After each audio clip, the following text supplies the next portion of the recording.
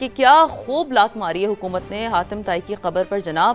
عوام پیٹرول کی قیمت 250 روپے کرنے کا ایک جانب مطالبہ کر رہے تھے. پورا ہفتہ وہ انتظار کرتے رہے کہ جی ہو سکتا ہے کہ اب چونکہ ظاہر سی بات ہے عالمی منڈی میں تیل کی قیمتیں کم ہو رہی ہیں, اس کا ریلیف عوام تک منتقل ہوگا. لیکن جی سرکار نے 2.5 روپے بھی کم نہ کی ہے. 250 روپے تو دور کی بات ہے, 2.5 روپے بھی پورے کم نہ کیے.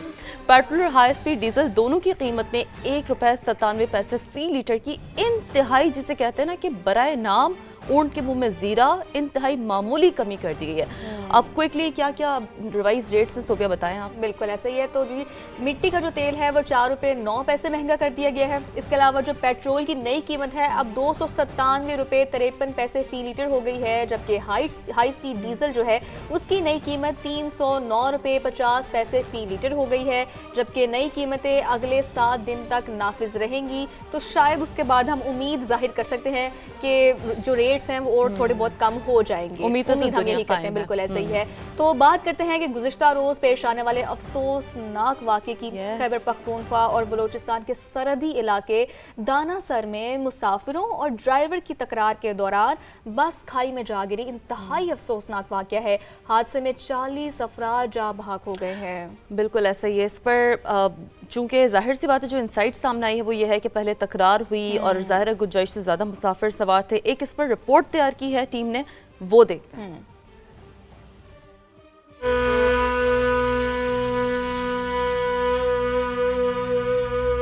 40 زندگیاں, کئی خاندان اور بے شمار خواب سب ادھورے رہ گئے.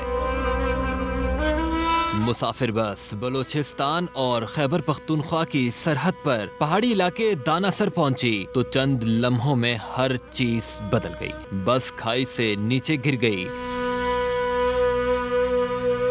عام سفر تھا مگر 40 اموات کا ذمہ دار مبینہ طور پر ڈرائیور تھا. زندہ بچ جانے والے مسافر نے ہولناک انکشاف کیا. ڈرائیور سے مسافروں کی ڈیزل کے معاملے پر تلخ کلامی ہوئی تھی. مسافروں نے کہا پشاور پہنچ کر حساب لیں گے. ڈرائیور کا جملہ تھا تم لوگوں کو پشاور زندہ پہنچاؤں گا تو دیکھو گے نا. اور اس کے بعد سب ختم. بزرگ آدمی تھا, وہ اتر کے ایپسی والوں کو بولا تھا کہ بھائی جان اگر آپ کا ڈیزل کے ساتھ مسئلہ ہے یا اسمگلنگ کا تو آپ اس سے مال اتار. ڈرائیور نے اس بوڑھے حضرات کو بولا تھا کہ تم نے کیوں اس طرح ایپسی والوں کے یہ بات کیا تھا. پشاور والا 3 آدمی تھا, وہ اٹھ گیا. بس والے کو بولا تھا کہ بھائی تم نے تو ادھر گاڑی سے ہم کو اتارے گا لیکن پشاور میں پھر دیکھے گا ہم. تو یہ ڈرائیور حضرات نے پھر اس طرح بات کیا تھا کہ تم کو پشاور میں زندہ پہنچاؤ تو پھر پشاور میں تم ہمارے ساتھ دیکھو گے. ڈپٹی کمشنر شیرانی کے مطابق راستے میں خراب ہونے والی بس کے مسافر بھی اسی گاڑی میں سوار ہوئے. ساتھی رپورٹر احمد نواز مغل اور کیمرامین عبد الوحید کے ساتھ نور العارفین, سما, کوئٹہ.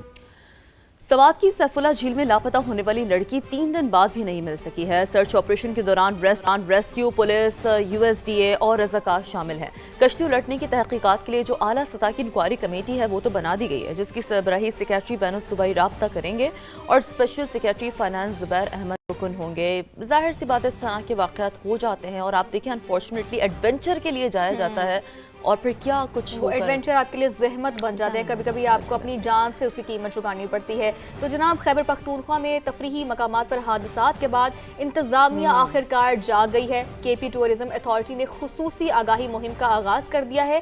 ملکی اور غیر ملکی سیاحوں میں حفاظتی ہدایات پر مشتمل بروشرز اور اس کے علاوہ پمفلٹس بھی تقسیم کیے گئے ہیں, جبکہ ندی نالوں اور دیگر خطرناک مقامات کے سے دور رہنے کی ہدایات کی گئی ہیں. جبکہ ہزارہ اور مالاکنڈ ڈویژن کے سیاحتی مقامات پر خصوصی آگاہی ٹیمیں تعینات کر دی گئی ہیں. تو یہ ایک اچھا اقدام ہے ہم کہہ سکتے ہیں, لیکن افسوس کی بات یہ ہے کہ یہ اقدام تب اٹھایا گیا ہے جب اتنی جانوں کا ضیاع ہوا ہے. اور دیکھیں لوگوں کو بھی ضرورت اس بات کی ہے نا کہ وہ بھی تھوڑا سا تو اب کانشیس رہیں, تھوڑا سا خود بھانپیں کہ کیا خطرہ ہے آگے. اتنا تو میرا خیال ہے سینس ہر کوئی ہونی چاہیے نا, جس طرح ہم سوک سینس جس میں, لیکن پتہ نہیں لوگ کیوں اس طرح سے اپنی جان خود کہتے ہیں کہ جھونکے میں ڈال کر اس طرح کے خطرات کو مول لیتے ہیں. تو جناب آگے بڑھتے ہیں. سلطنت عمان نے برطانیہ اور فرانس کے ساتھ مل کر اپنی خود مختار علاقائی سمندری حدود میں محفوظ جہاز رانی کو یقینی بنانے پر اتفاق کیا ہے.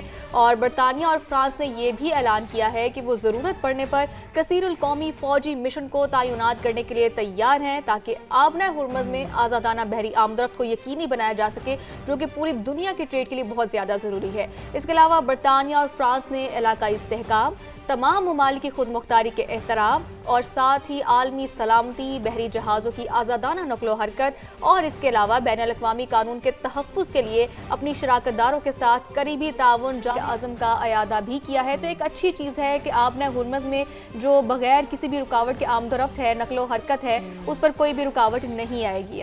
تو ناظرین، بات کرتے ہیں ایران کے شہید سپریم لیڈر علی خامنائی کی، جن کے آخری دیدار کے لیے وفود کی آمد کا سلسلہ جاری ہے۔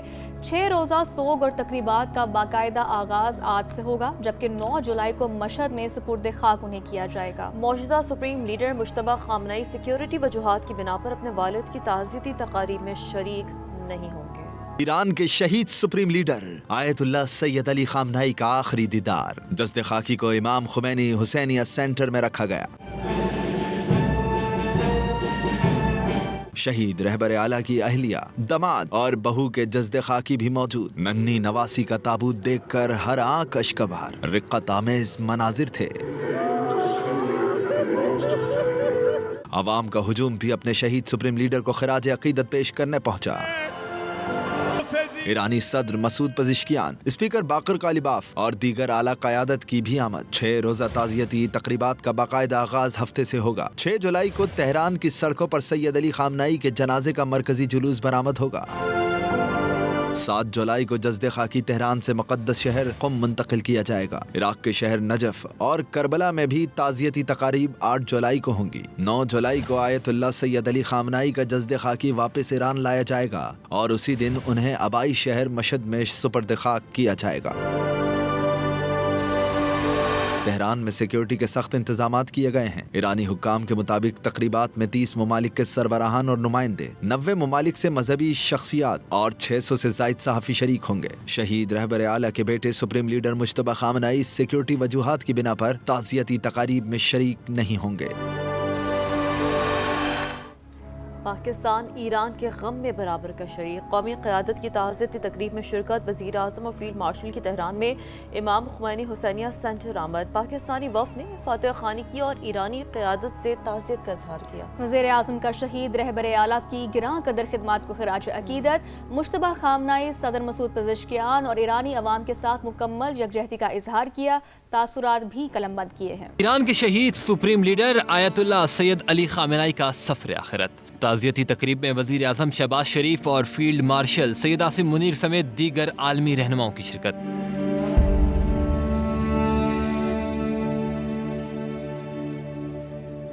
وزیر اعظم شہباز شریف، نائب وزیر اعظم اسحاق ڈار اور دیگر رہنماؤں کے ہمراہ تہران پہنچے۔ اسپیکر قومی اسمبلی ایاز صادق، وزیر داخلہ محسن نقوی، وزیر اطلاعات Ata Tarar, chairman Peoples Party Bilawal Bhutto, Nayyar Bukhari اور وزیر اعلیٰ سندھ مراد علی شاہ بھی ہمراہ تھے۔ فیلڈ مارشل سید عاصم منیر الگ طیارے میں تہران پہنچے۔ ایئرپورٹ پر اعلیٰ ایرانی حکام نے پاکستانی وفد کا پرتپاک استقبال کیا۔ پاکستانی وفد نے امام خمینی سینٹر میں فاتح خوانی کی اور ایرانی قیادت سے تعزیت کا اظہار کیا۔